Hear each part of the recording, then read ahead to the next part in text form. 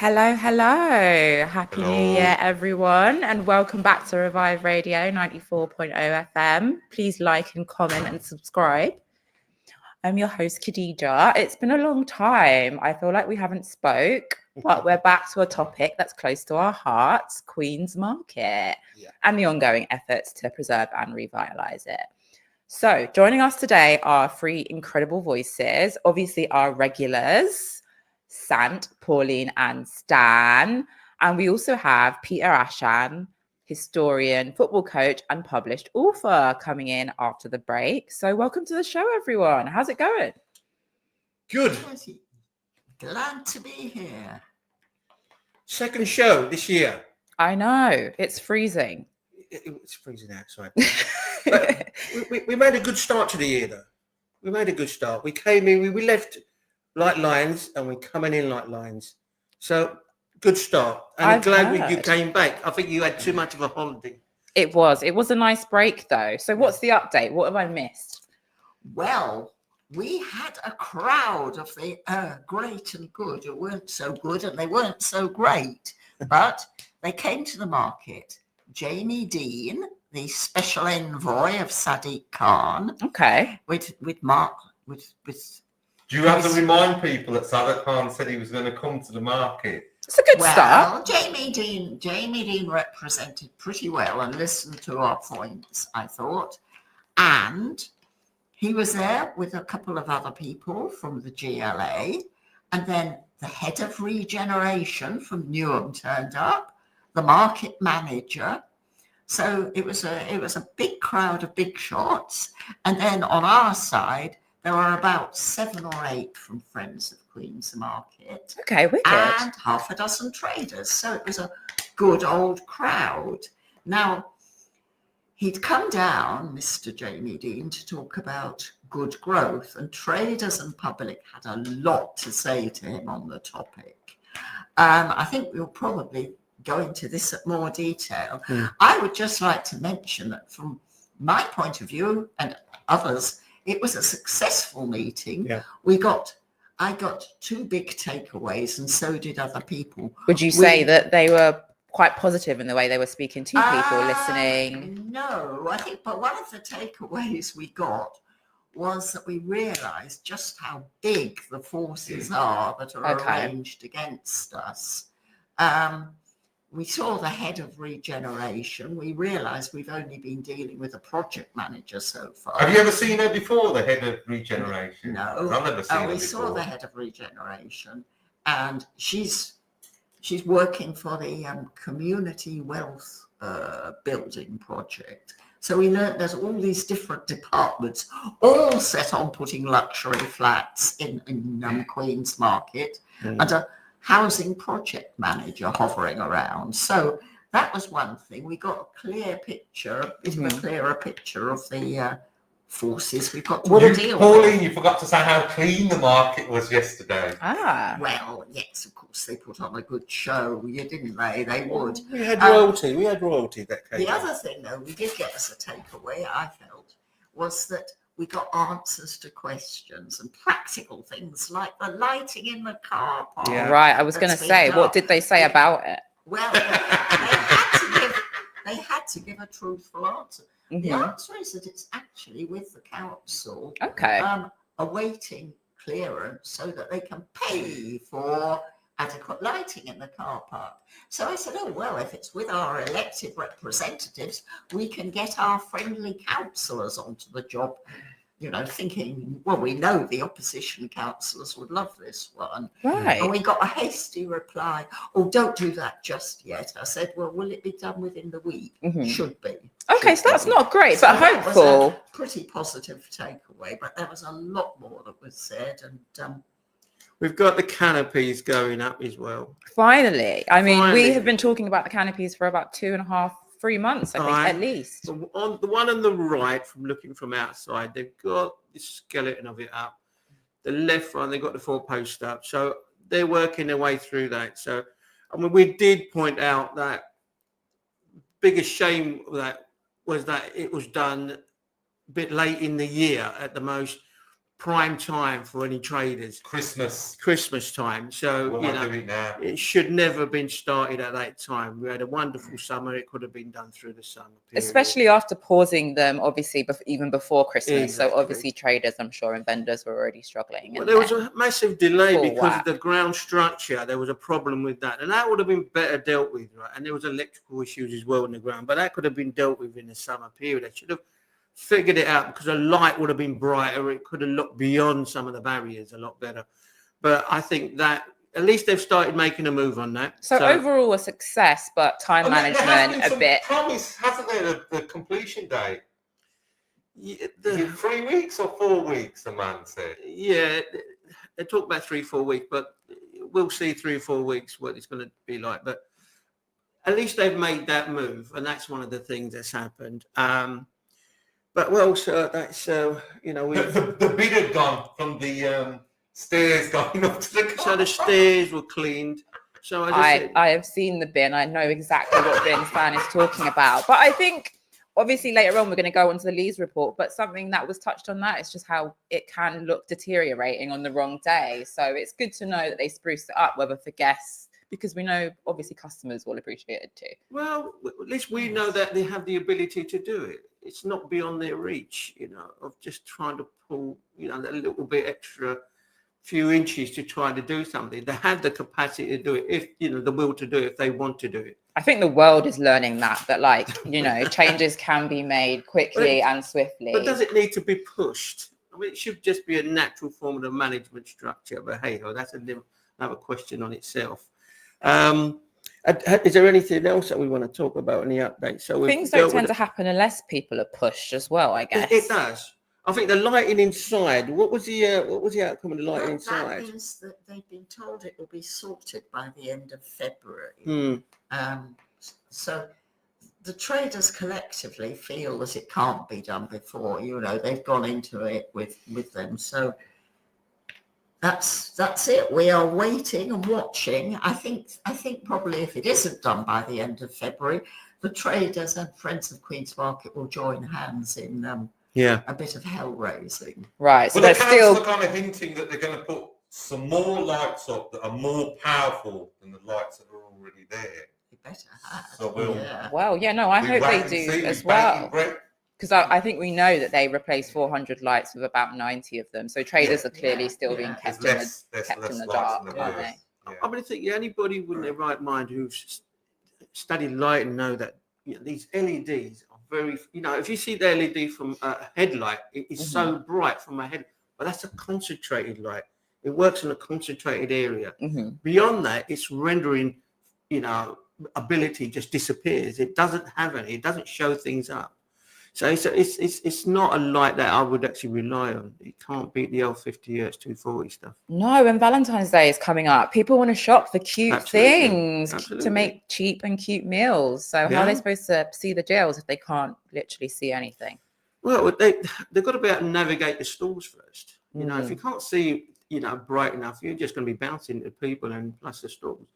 And I think really is, I think they realised they made a mistake, that without them admitting, you know, they've made a mistake. But there's been a lot of push, you know, and it's been a hell of a lot of push. Yeah.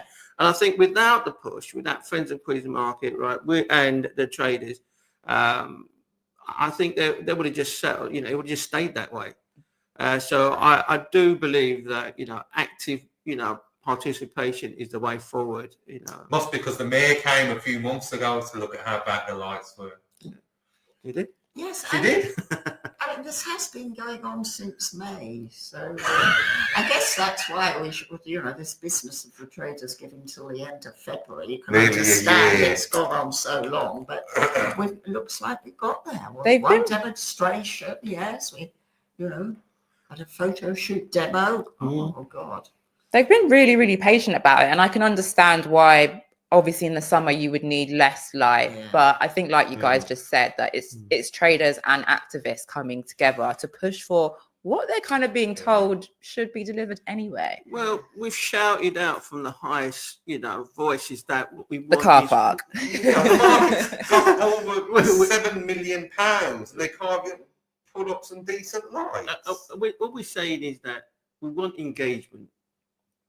real engagement. We want transparency. We want to know where the money's going. So when people out there on the street, where's the money for? You can say where it's gone. It's good growth money.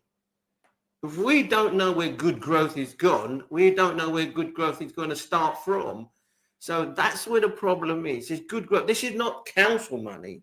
Do we have to say what good growth money is? I mean, as a writer, a lot of these positive labels continuously confuse me because obviously Yes. good growth, community wealth builder, Oh, it almost seems like they're meant to a confuse maze. us. But I'm glad that most of the people What's it in all Newham mean? are a lot more intellectual A and lot see more through, savvy. a lot more savvy than they're given credit for. a lot more savvy. But I think that we're getting there. It can seem mundane and boring and quite, but I think it's there. But Pauline sort of keeps everything on track. Yeah, I mean, It's unraveling what they're up to. It's a collective effort. Actually Somebody is. said swimming through treacle. Yes. And I think that's what it is. Yeah. no, it's true though, because Remember what treacle you know, was, Maurice? you guys go through the documents that are meant to confuse and you read through the reports that are done on the market and you make the language that is meant to confuse more relatable, more culturally accessible as well. And you let people know that they do have a voice. Yeah. So let's dive in. Okay, last week we were talking about the Lees report. Yeah. I'm going to be honest. What exactly is it? It's this baby here. Okay. Pauline. It was published in 2021.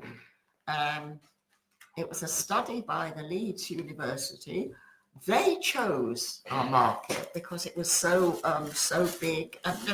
2022. I think. No, 2021. 2021. Yes, 21. right. Late Right. 21 it came out. So just after the Yes. pandemic, you've had Yes. another lot of students who have come, Yes. just like me, interested, and the insight is Queen's Market. And they called it Queen's Market, a successful and specialised market serving diverse communities in Newham and beyond. And But Newham wasn't the only market that they looked at. No, they kind of looked at markets in general. I Yeah. mean, the Leeds report has been making waves, especially because they kind of went into market spaces and urban revival, didn't Yeah. they? They discussed it at length. So why do you think they also chose Queens, though? I think my It's a personal fantastic market. I know it's just unique. It It's is, yeah. diverse. After reading through it, seeing how diverse age Yeah. lines, racial lines, class lines, like just seeing how many people go there and what insights they would be able to find from it was really, really interesting to see. And they showcased all of the things that you guys kind of argue on a weekly basis. Yeah. Well, it is. I mean, look at them. It is a melting pot. It's just a transition of people traveling through, coming through. And it's like that. It's like a massive Charing Cross. We've got all the roads coming. We've got airports. People go past the market. It's well connected. It's on your doorstep.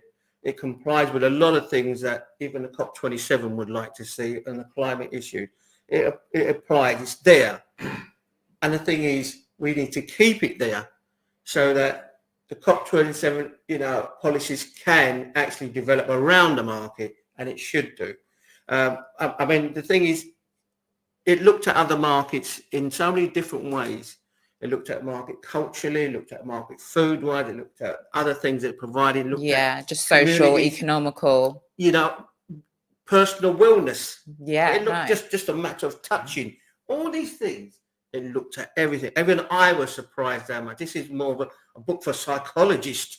It is. than It looks planners. at- It's a planner's guide on how, to treat a market. Let's hope the council reads it. I mean, one of Well, my it's meant key for them. I hope It's so. meant for them. I mean, one of my key findings that I found really, really interesting was that the market is predominantly women shop there, predominantly older women, I think about 69%. And then it made me think about memories and family memories and just growing up in the 90s, going through, those albums you flick through and who kind of caters to those memories. And it's mostly the kind of grandmother figures in our families that go get a bargain meal, put it together, invite everyone round. And then that's when you all take the pictures at so-and-so's birthday, at what's his name's christening. So what made my key finding in it was that the market serves those people that are kind of constantly overlooked and don't really get credit where it's due, because they also said that I think over 90% of people felt welcome, safe, less lonely, and that they belonged. Well, listen, it's a place where they can rummage. It's a place they can look. You know what? You said right. We need a record stall in there. Well, I heard we used to have them. There was late 80s stuff, right? Yeah. We need a record store where people can go, the old records. It would be fantastic in there. Anybody out there who's thinking of going into that place, take a pitch.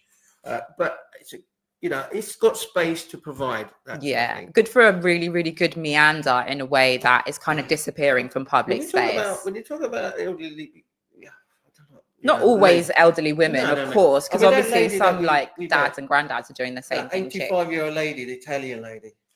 Yeah. She said that £5 used to do a shopping and still pay the whole week. And I don't know how many that she had. That was in the 60s, though, yeah. wasn't it? Yeah. The thing about the older people is, don't forget, they're doing the shopping for very often for two more generations. Yeah, the whole family. Yes, it's true. We underestimate how many multi-generational households, got right? More time, and the kids say, "Oh, let Nan do the shopping. She enjoys it. Natter with her old mates."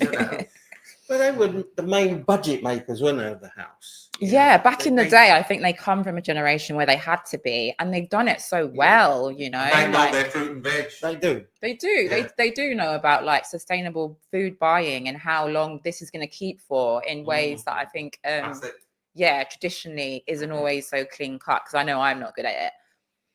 But the thing is, if you've got people from different, parts of the world that's coming in, they will introduce new fruit and vegetables to their children that the children have never seen before, but their parents or grandparents would have seen them. But I mean, we petitioned out there. When we petitioned, we were seeing people from everywhere around the world, even Europe, right? And they come in and they just like the atmosphere of the market. So whether they come in for a coffee and sit and watch a meander and just watch the world. Remember that couple that we met from Canada? Canada? Yeah, there was a couple on holiday here from Canada, and somehow they'd heard about the market. Yeah. And they said we have to come and have a look. It is mentioned in travel books. Well, everyone knows about Green Street. Yeah. So we know the value of that high street and the market. We know the value of the community that's continuously servicing it. And we also know how vendors and traders, we know how to come together and ask for what we want. Yeah. So I think the Lees report kind of just put it together in a nice package and obviously put the findings in a kind of like a data analytical way that obviously goes into different things that we shouldn't lose sight of, because it wasn't all positive. They said, I think within it that, there's certain aspects of the market that's deteriorating and deserve to be improved, always pointing back to the fact that it's so welcoming, so safe. Yeah. When they mentioned the report about footfall that went through the market and how that footfall affected surrounding businesses. Yeah. Was it 30% of their business come from the footfall that came through the market? These are not trades in the market. These are surrounding trades. Other shops. So well as I'm sure they buy from the market to obviously source their restaurants as well. So it's an ecosystem of just brilliant. It all works together. If somebody was to read this, they would think, why the heck are we even talking about this? It should just be, why isn't it that investment that's there been put in there in the right way?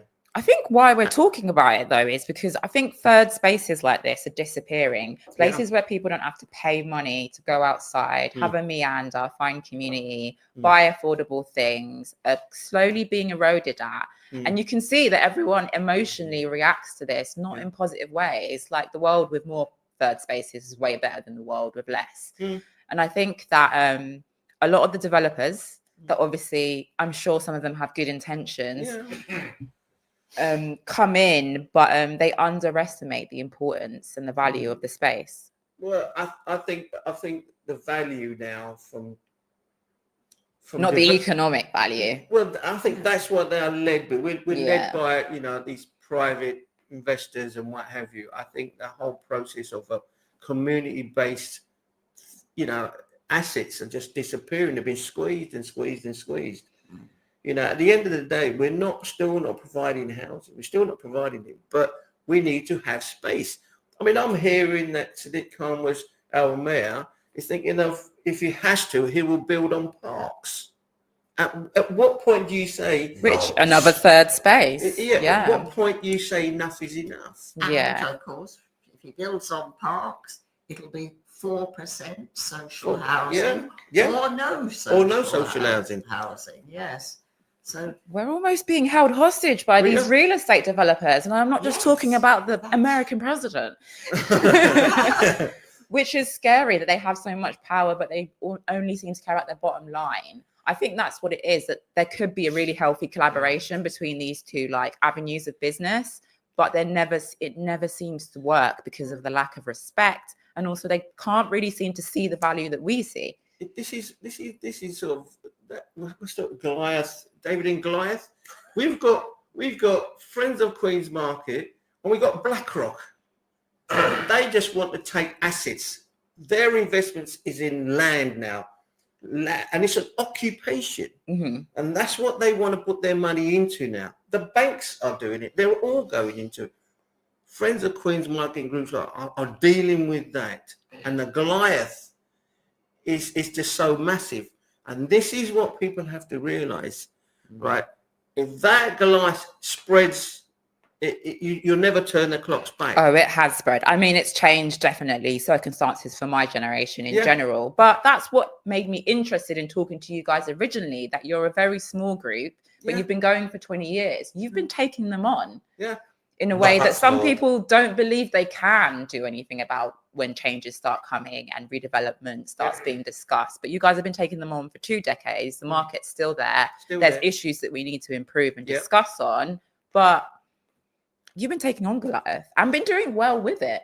It's hard. It's hard. It's challenging for people. You know, we have our own little Pauline's been there from the beginning. This is our 22nd year. But we look for the gaps too, where they lay themselves wide open. I mean, the council generally is hand in glove with the developers, I'm sorry to say. But then on another day they talk about healthy Newham. Our children are obese. Hey, they're not eating enough fruit and veg. And this is where we come in. You want cheap, affordable fruit and veg? Here it is. Keep the market, promote the market. And these are the points we have to keep making, trying to, get, every time they say that we care about people, we've got to say, well, okay, then you care. Save the market, you know, don't put your demolition squads in. A lot of up means down, down means up. Like Pauline was saying, if you want healthy food, why not amplify what the market's already doing? If you want certain improvements, why not, highlight or improve things? But instead they go the complete opposite way and expect everyone to sit around and accept it. Well, I brought in figures last time and it was about the NHS. How many, what was it, 200 and something, 30,000 people were going into the NHS, occupying the A&E, and what it was due to vitamin deficiency. Yeah, that's so true. I'm pretty sure I need a blood test now for my vitamin D. So if you're listening out there, it's cold and dark. Get those vitamin D supplements. But we're occupied. If we're talking about cost, the cost implication for fresh fruit and vegetables is borne by the NHS. What does it take for people to realise that a healthy society, produces, an economic value to the country? I have no idea where they're going with. We're supposed to have bright, intelligent academics up there, but what we've got is, I'd rather not use the words in front of Pauline. But the academics are the ones that put the report together. So to be fair, despite feeling unheard for, I'm sure, more years than not, people, the Leeds report did kind of compile the information together, show what needs to be improved, what the market's already doing well, the value of heritage that the market has provided for the people and the high street as well, like the cultural legacy and the social value of people mingling and mixing, and what it's just done for Newham in general in terms of all of us knowing each other and, learning from people's different cultures, different traditions, histories. It's a good anchor point. It you is. know, It for is a very communities. good anchor It's point, good anchor and we point. need anchor points. I Shopping can think be hard work, but if you've got a market on your doorstep, you can walk there, or it's one bus away. that's I true. ride a bicycle. It's easy to get to. Yeah. And, you know, the government are always telling us, and the council, be green, try and do things locally. Until we're green. Yeah. The market ticks all those boxes.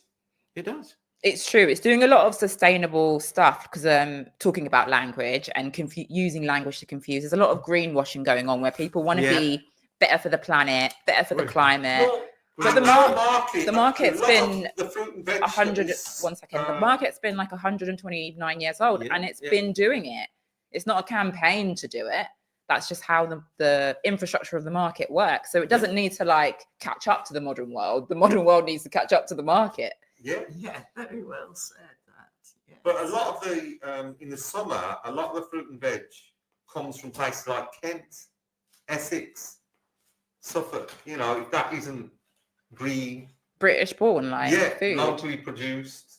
I don't know what is. I mean, honestly, people have got to read this. This is people just got to read it. I mean, 7.7 book Queen's Market at the centre of New England recovery from COVID-19. I mean, what more do you need than that? I mean, it just tells you we recommend that the Queen's Market should become a strategic site for realising the ambitions of Newham Council's COVID-19 recovery. So yeah, this was made just after COVID. So they knew, Yeah. they knew the value that the market was providing for everyone Exactly. getting back to normal. Trailblazing the community, but people need to really, really take this to their heart. We recommend Newham Council trailblaze a community wealth building approach to managing. I mean, come on, this is poetry. This is poetry. You know, I forget this. I read sometimes so many times. I sometimes forget what's in there because you read it so many times. Identify, mitigate negative impacts. I mean, this is like a Bible. Planners need to get this when they go to university. And if they already have it and are consciously ignoring it, Yeah. that is just ominous. I don't want to think like that. I want to think their intentions are pure, and that, you know, if Well, any of them are listening, they should take a look. And there are planners out there. I mean, Unit 38 is, you know, there are a bunch of young rebellious planners who come up with new, innovative design that take consideration pollution, you name it, what have you. They are trying to sort of address this issue. But that's another conversation another time. I think, yes. I mean, I think the market is a place that doesn't need the planners there. No. It needs all sorts of people there. Mm. Engineers to sort out the drainage. Yep. You know, and people who can paint and decorate, obviously. But it doesn't need planners. It doesn't need a fundamental changing. You know, come on, the council's not going to have too many fundamental changes of their town hall, for example, in East Ham, you know. In fact, in spite of their economising, they're still floodlighting it at night. So exactly. yes. They know what's a value when they can see value in it. Right. We're going to go on a break, but when we come back, we're going to be talking about fundamental change with historian Peter Ashan. Woo. With UK Export Finance. Revive FM 94.0 on the radio on your mobile. and online.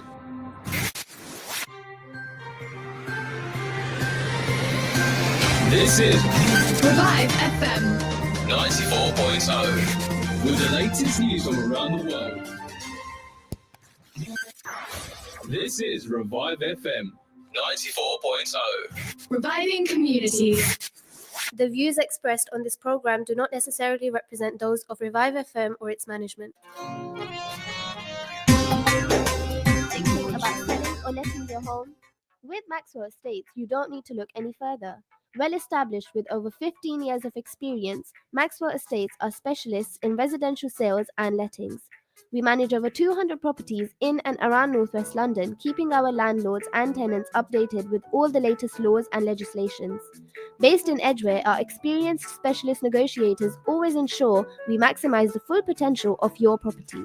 Call us now on 0208 952 0808 for a free no obligation quotation, or visit our website www.maxwellestates.co.uk for further information.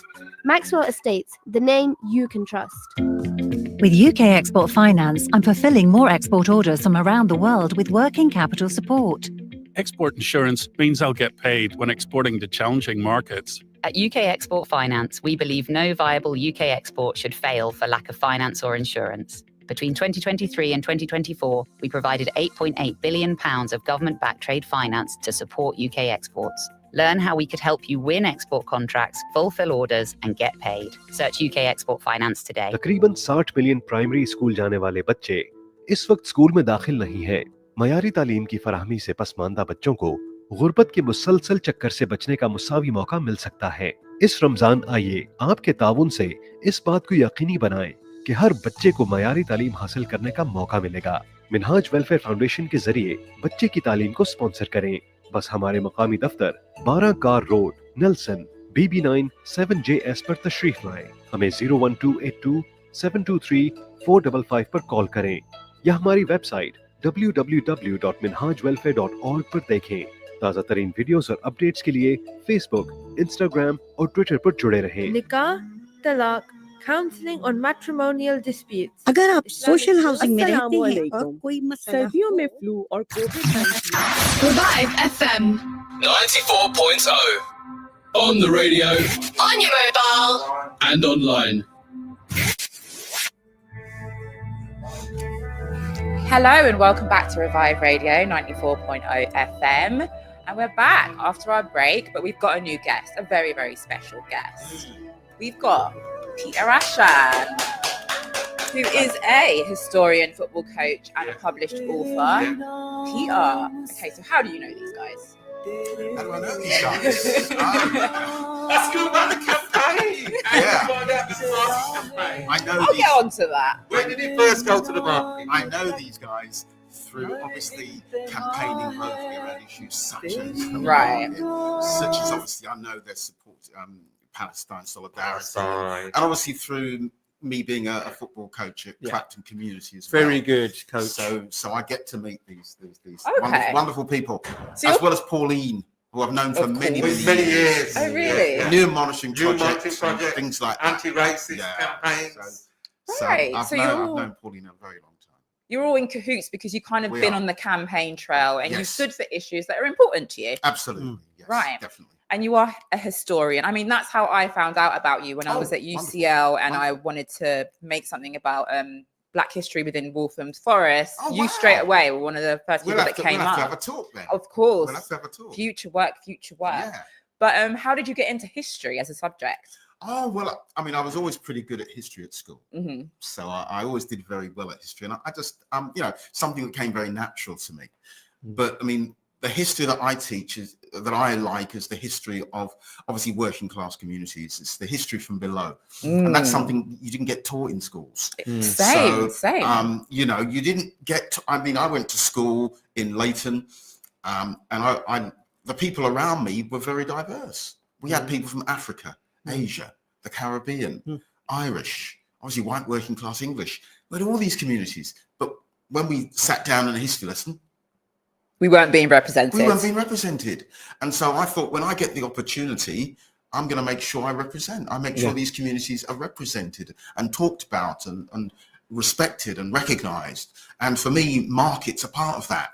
These are wonderful working class markets like Walthamstow Market, Queens Road Market, Ridley Road Market. And markets are wonderful places for me as wonderful working class spaces. And so for me, they're very, very important as well.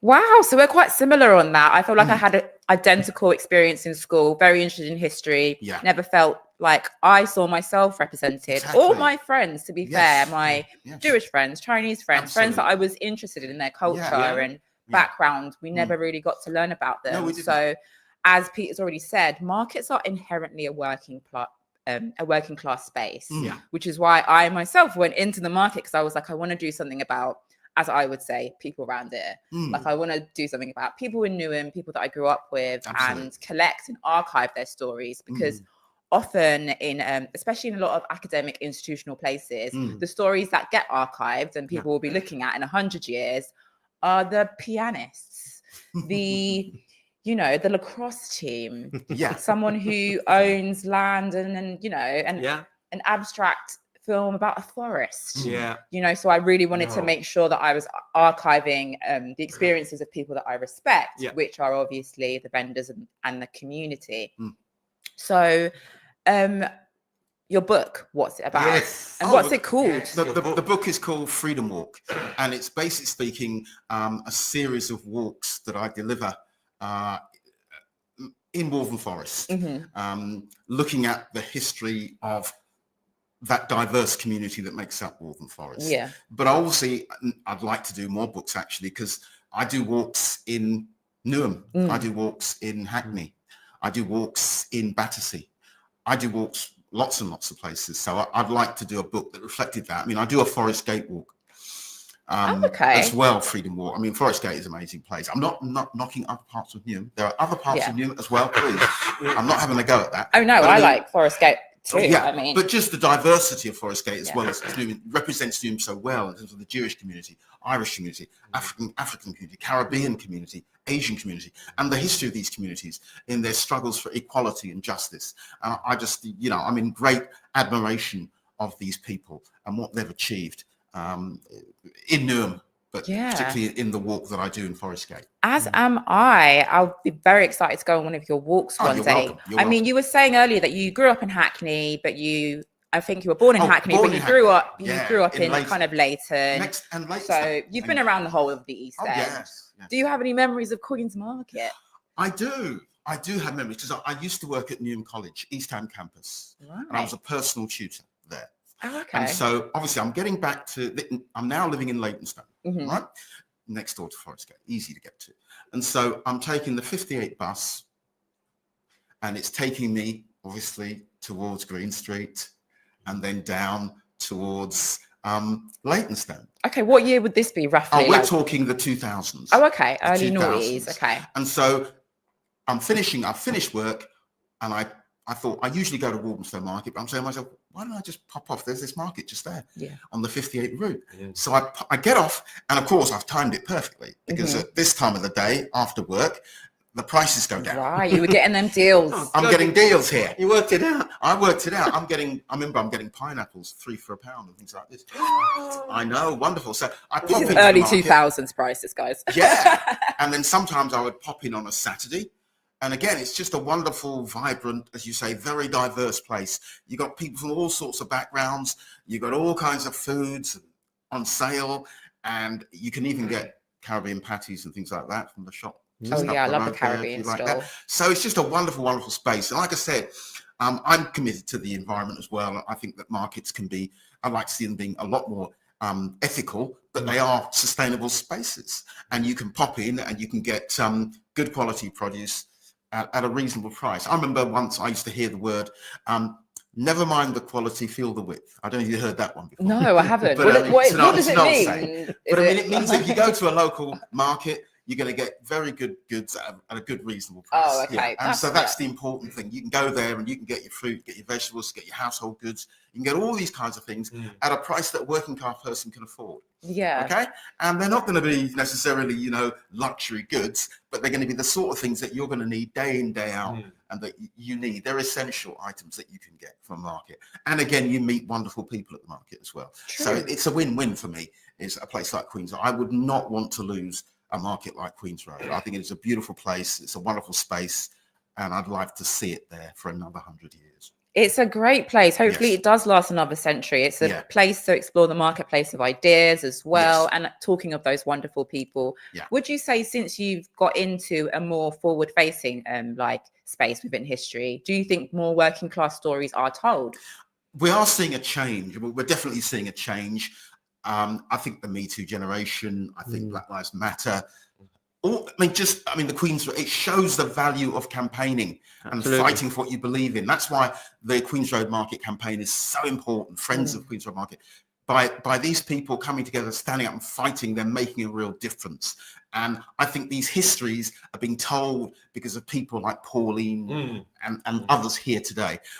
So yes, those histories now being told. I mean, just think about the fact that we now have the Overground now. Yeah. Which is now named the Windrush. Suffragette line, the Weaver line, Liberty line. I mean, that shows that now working class histories, the histories of people engaged in struggle, is now being recognised, and that's a really good thing. And we're seeing that more and more. And I don't think it's just a tokenistic thing. I think it really does mean a great deal when you realise that the Weaver line is there and it's talking about Jewish migration coming, Irish migration coming there, the Bangladeshi community coming into the East End of London and making such a difference. I think it's really, really important. Something we can all be really, really proud of. And now we can actually say, well, look, we see ourselves in London. We see ourselves being represented in London in a really, really meaningful way. And I think it's so, so vitally important. So we're seeing a lot more of that now, and I think it's a positive thing. It seems very positive. I mean, just the appreciation of textile industries, food industries, cultural industries, and musical industries being appreciated more. I've noticed it in a subtle way.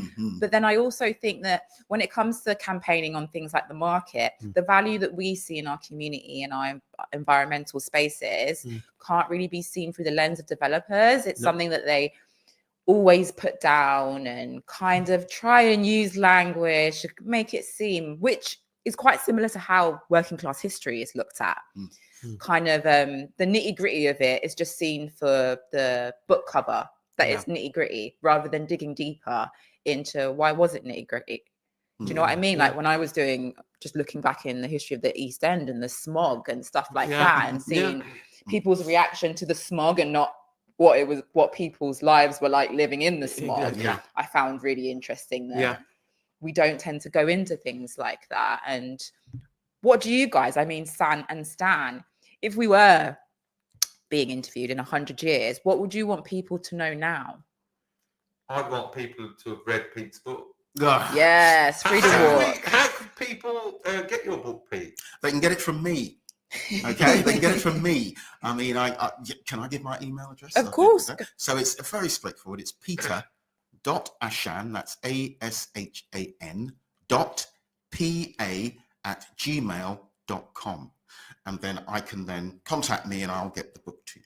Wicked. And it's called Freedom Walk, which is a wicked name. So that's peter.ashan.pa@gmail. If you want to give it a read. Don't mind me saying that. Sometimes what it is hold up at the Clapton Community Club, which is actually just down the road from here. It is, yes. So people can pop in there and get his book from there. So, everybody's sort of buying them like hot pies. I can recommend it because I was surprised when I found out Pete written a book. I mean, I shouldn't have surprised. Don't have it. I read it and there was just so much information in it, stuff that I didn't know. I read it twice and I was really, because he obviously spent a lot of time on it, a lot of research. I mean, I'm an educator. It's a lifetime's work. Taken aback.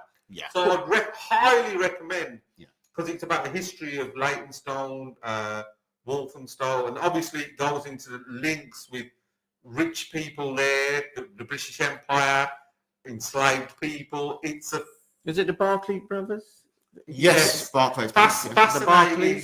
Read. Oh, wow. We need to know our own history. Yeah, We're going to deal with today. And I like what you just said as well, like our history and how London history has become a multiracial, multi-class thing. Like our history is ours. It's London. It represents so many weird fragments of our society. Because the British Empire, it went to Africa, it went to Asia, it went to other places. It is our history. Yes, everyone's history. And all. Yeah, and the idea is they want to divide us, but we want to bring each other together. Our unity is our strength. When we're together, Asian, African, Caribbean, white, everybody. When we work together, I think we achieve great things. And you're showing that in the market campaign. Yeah, when we work together, people get scared. Yes, exactly. Peter, in terms of your book, Freedom Walk, what are some of your favourite parts in it in terms of research when you were actually doing the nitty gritty, as I said earlier? There's so much. Let me go off a little bit. I will come back to that, but I just want to talk about obviously Newham, of course. Yeah. And just to say that, like I said, I've done work on. I'd love to do a Green Street walk. Ooh. I've already been doing a lot of research on it, and it would be brilliant because you got the West Ham Football Club there, and the history of black football, Asian footballers, white footballers there. You got all that there as well. How those communities interacted at different times. Exactly. And of course, I mean, the Forest Gate Walk again is one I like a lot because it just covers so much. Like I said, I mean, it covers things like music. And now, of course, you've got the big Jimi Hendrix mural. Oh yeah, I've seen that. Yes, I saw which that. Is brilliant. And you've got another mural, which a lot of people don't notice so much. But you've got the mural of the Lion of the Punjab, the first Sikh emperor. But these images are so important to our communities, especially because I recently saw as well a film. It's called Blitz about World War II during the 50s, and it got a lot of like mixed praise. Some people loved it, and some people were like, "Is this tokenistic?" But I didn't know Jimi Hendrix was from the East End. Even me, who's listened to his music, I've done at least a couple Google searches. I should have known, but I didn't, because if it's not put in front of you, you never really get to discover those like great insights, cultural insights that like link you and anchor you, Santa's, you're always saying, to your place. And how important that is. What murals would you like to see of who? You know, because I'm sure you've got so many. Now we're going to talk about Waltham Forest. I mean, I grew up in Waltham Forest. I grew up in Leytonstone. I grew up in Leyton next to Stratford, Leytonstone next to Forest Gate. So I knew Newham so well. But let's get back to Waltham Forest. There are so many people there that I feel need to be recognised. And let me just talk about a few then that I'd love. I am working at the moment on looking at getting heritage plaques up for some of these people. Wicked. And so hopefully we will see some heritage plaques up. But murals would be great. There's a man there called, he's now moved back to the Caribbean actually, called Franklin Georges. Okay. He was the first African Caribbean councillor in Waltham Forest. Wow. The first African Caribbean mayor in Waltham Forest. And he was one of the people who helped establish Black History Month in Waltham Forest. But not just that, he helped to establish the Waltham Forest Young People's Caribbean Carnival in Waltham Forest as well. And so here's someone who's achieved so much in Waltham Forest. It'd be great to see a heritage plaque up to him. But we've got other people too as well. Just a titan of culture. And also he's a Waltham Forest council man. So if anyone they should like put front and center, like it's got to be him. And did you know, I mean, I didn't know, this was a local historian who found this and told me about it. And I've done a bit of work on her now. But there's a woman who was she's from Africa, now part of Nigeria.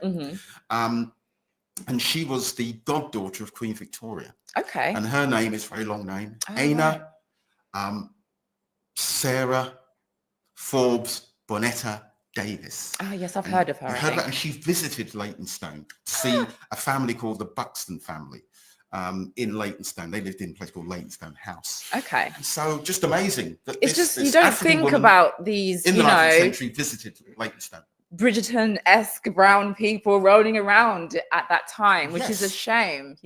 So just wonderful history that we all need to know about. And we all need to keep our history going as well, because back onto the market, what I would like to see, because we've talked about this. Let me just ask Pete about one thing, because Pete touched on murals. Yes. Could you tell us how the mural of you came about? Was it on their street in Dalston? It's Wood Street. Wood Street. In Walthamstow. I mean, that is a very big flex. I'll try and make this as quick as I can. So, yes, I was very, very honoured and very fortunate that the co-op on Wood Street contacted me and said that they wanted to put up a mural of me. They'd contacted the community, and the community obviously mentioned me quite a lot, and they'd like to put up a mural of me in Wood Street. I've forgotten the year it went up, really. It may have been... That's exactly the kind of work, though, that we want to see. We want to see regular people that are huge people in our community show. So that went up, and I was very honoured to see it there. And if it makes an impact and helps people in the community, then I'm really pleased. So yes, Stan, thank you for reminding me about that. I think it does make an impact, because what I was going to say about the market was that in terms of redevelopment, they've done a lot of stuff, like, for instance, painting the outside of the like bright colours. But like, what could have been really interesting would have been murals of the traders, the people that might get pushed out. These people that their faces should be on the walls of that place, because they put in the time. Walthamstow Market does have, if you go and visit Walthamstow Market and you look up, you will see lots of these giant photographs of market traders. Which I think is wicked. I think that's what we should. And perhaps they should do something like that at Queen's Road Market as well. Well, Newham, if you're listening, you can have that idea for free. Yeah. I think stuff like that is so important, because I would love to see, traders like Wesley's big face, like I think why not? Like, took that right out of my head. Like I can see it with ease.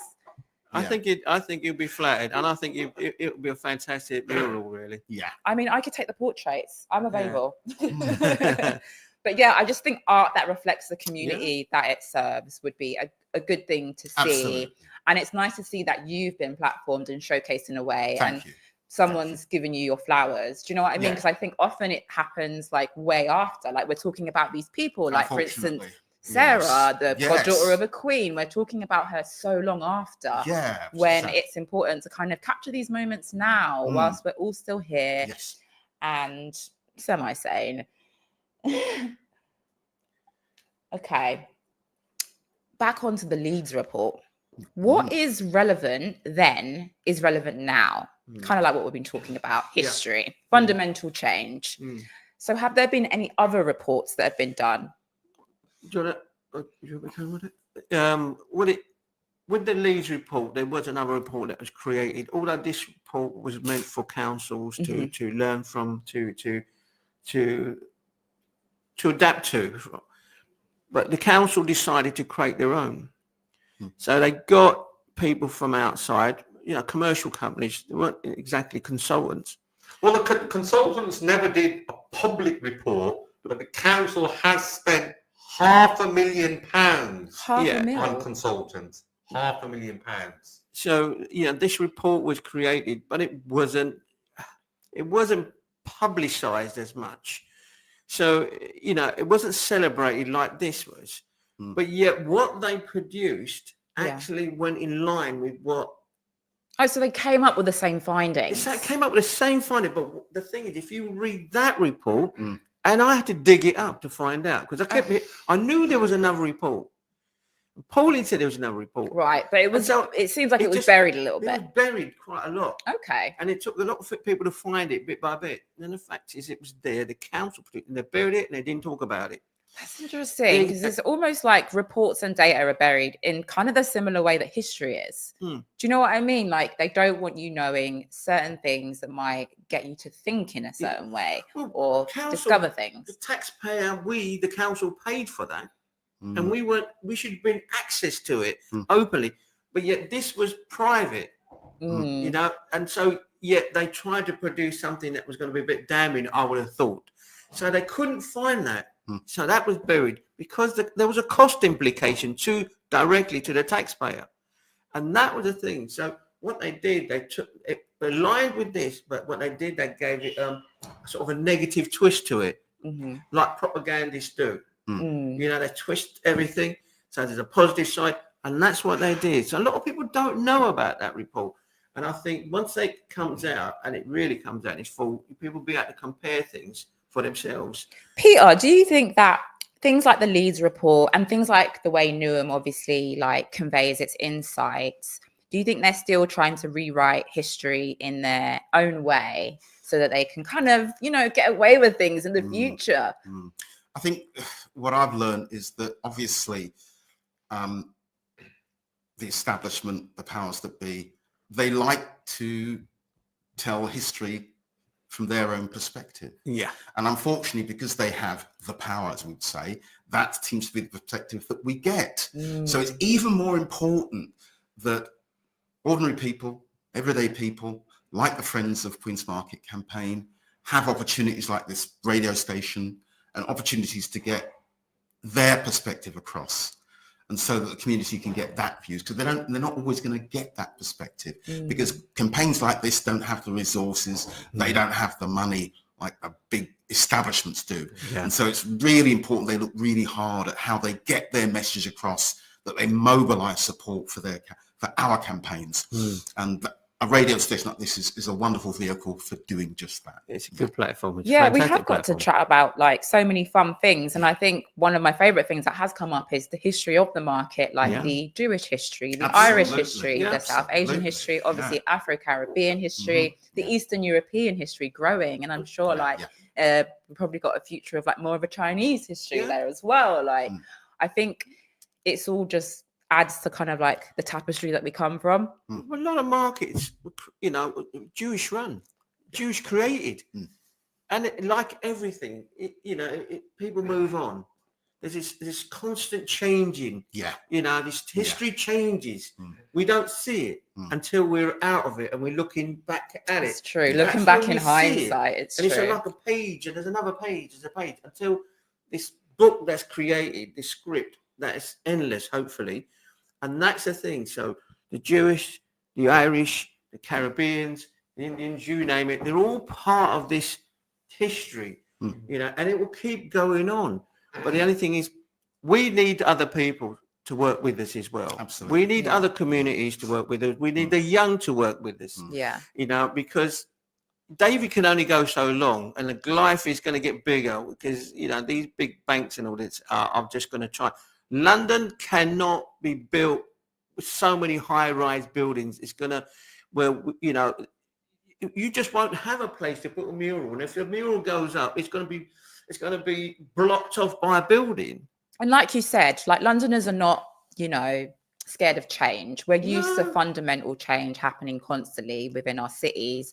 But we don't want this book to end, because usually chapter after chapter after chapter has luckily been replaced by just another working class community that needs it, uses it, preserves it as well. And this is the first time where we might be replaced by groups of people that have no real anchor point to the area, don't necessarily see the cultural legacy in the space.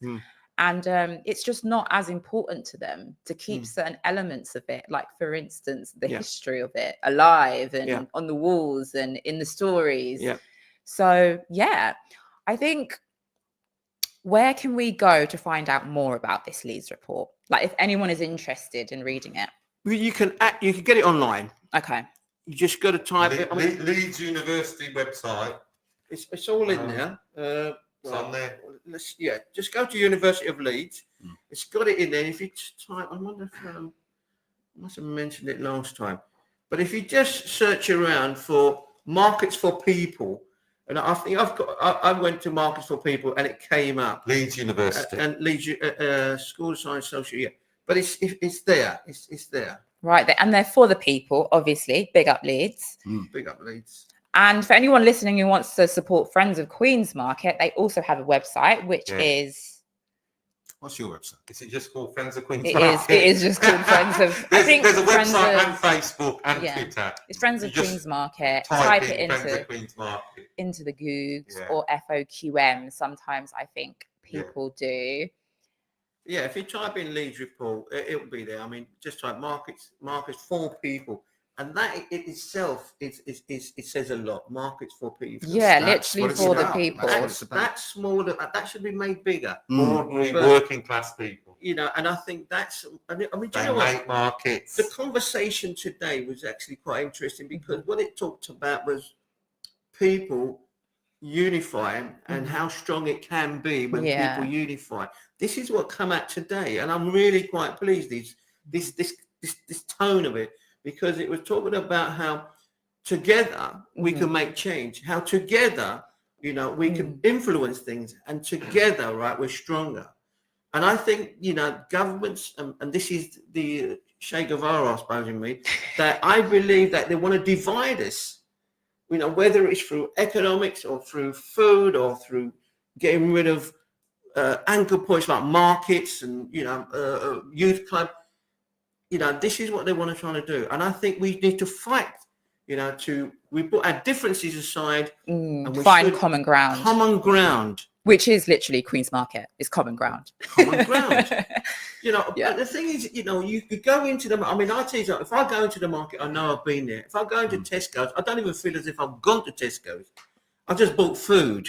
It's true. But if you go into the market, you'll always have a chat with somebody. It's a much more sterile experience. If you just sit there, yeah. If you just sit there, trust you, especially on a nice summer day, you definitely. just get absorbed into it. You do. Yeah. Time just flies. Yeah, no. I myself sat outside the Caribbean van for a couple of hours one day after shooting. I was sick of carrying my equipment around, and he gave me a free patty. Try the dumplings in there, but I'll be honest with you, it's a wonderful, just to sit there. And I think that's the thing about that market. It needs to be invested in. We need to have places where people can sit and they can, you know, converse, you know, and shout at each other, you know. and talk about things. I mean, I go there and, you know, something like the nut man, you know, the Afghanistan. Nut man. Yeah, we call it and nut man. dried fruit, and he's got olives. And the thing is, I go there and have a chat with them. You know, I mean, all right, I buy something and I don't buy something. But it's a fantastic place. And then next time we'll be talking about what happened at the GLA meeting, right? We're going to touch on that. Yeah. I mean, I must admit, it was a fantastic turnout from the group. It was a fantastic turnout. But I'll tell you something, without going into too much detail, what I can say is that Jamie Dean, with that front name, you know, dropping names, I believe that they didn't realise that Friends of Queen's Market, who we actually were and what we stood for. I think we came over strong, powerful, affirmative, and we knew what we were talking about, and we weren't holding back, passionate, you know, and we put that out there. Right. You know, so I think it's something that really we need to be sharing with everybody out And we there. are going to share it on our next show, and we go further into what happened at the meeting. Something tells me Sant's been misbehaving, but you'll have to like tune in and see. So thank you all for sharing your insights today. Peter, once again, if you want to get his book Freedom Walk, he'll be you can email him at peter.ashan.pa@gmail.com. Correct. So it was lovely meeting you today. Don't forget to tune in next time. And bye guys. Thank you. पानी के बगैर जिंदगी का तसव्वुर नामुमकिन है। दुनिया भर में तकरीबन 2 अरब से ज्यादा लोग ऐसे हैं जिनको पीने का साफ और महफूज पानी मुयस्सर नहीं। रोजमर्रा के इस्तेमाल के साथ साथ पीने के लिए इन्हें आलूदा पानी पर इन्हिसार करना पड़ता है, जिसकी वजह से बच्चे